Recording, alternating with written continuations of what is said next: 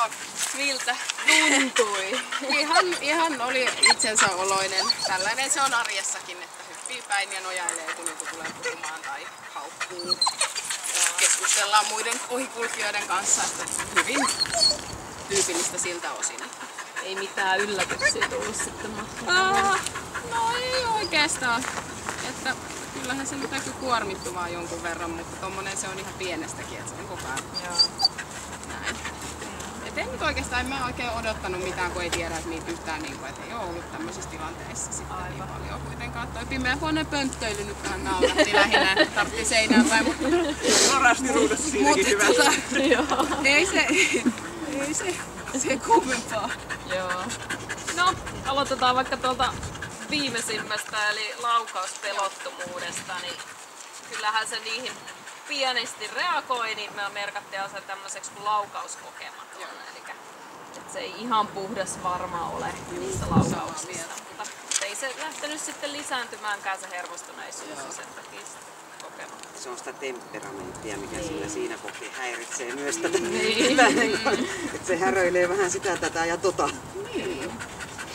Luokse päästävyys, niin ei siinä mitään. Sulla on hyvän tahtonut luokse päästävä avoin koira, minkä varmaan tiesitkin. Joo. +3.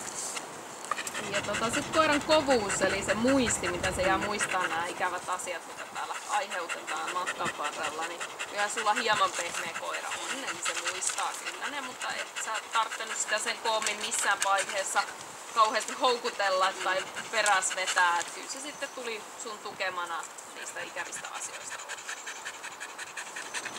Ja sitten se temperamentti, eli koiran vilkkausaste, niin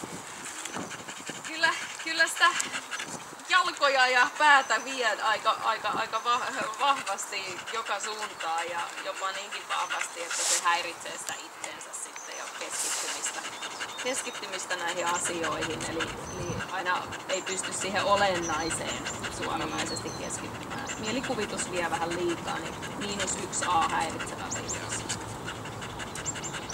Hermorakenne, eli miten koira tämän testin aikana paineistuu. Kun sille lisätään näitä ärsykkeitä, niin tähän se hieman rauhaton on. +1 puolella, että se on toi temperamentti tekee sillä aika paljon sitä jaata. Mielikuvitus vie eteen.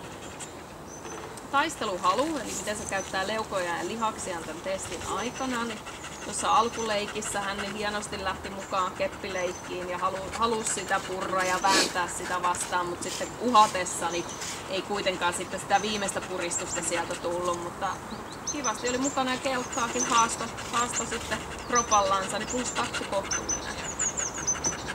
Puolustushalu, miten se teitä tiiminä puolusti tuossa, kun tuomari hyökkäsi teitä kohden, niin kyllähän se sieltä pari ärräpäätä hienosti totesi, että minä tässä puolustan nyt ja kohtuullinen hillitty ja mikä mukavinta, niin koira oli täysin ystävällinen kun +3. Sitten terävyys, eli miten se ärsytyskynnys tuossa seinällä, kun koiraa kohden hyökätään sen ollessa yksin, niin siinä mitataan sitä terävyysastetta, eli kuinka nopeasti se vastaa sille annettuun ärsykkeeseen ja miten se vastaa aggressiivisesti ja kuinka se siitä palautuu. Niin +3 kohtuullinen ja jälleen kerran ilman jäljelle jäävää hyökkäyshalua. Se oli saman tien kun mä lopetin, niin joo ollaan kavereita, että ei mitään, siinä oli ihan hyvin sitten.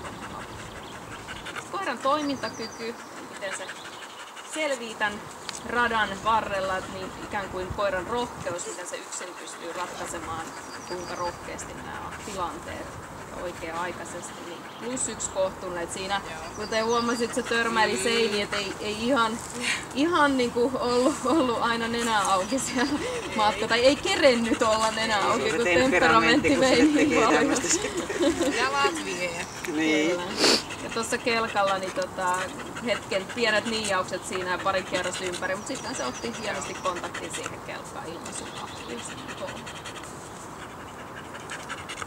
Pluspisteitä saatiin 129 ja sitten siitä vilkkaudesta otetaan 15 pistettä pois, niin 114 pistettä ja siten testi on hyväksytty tämän.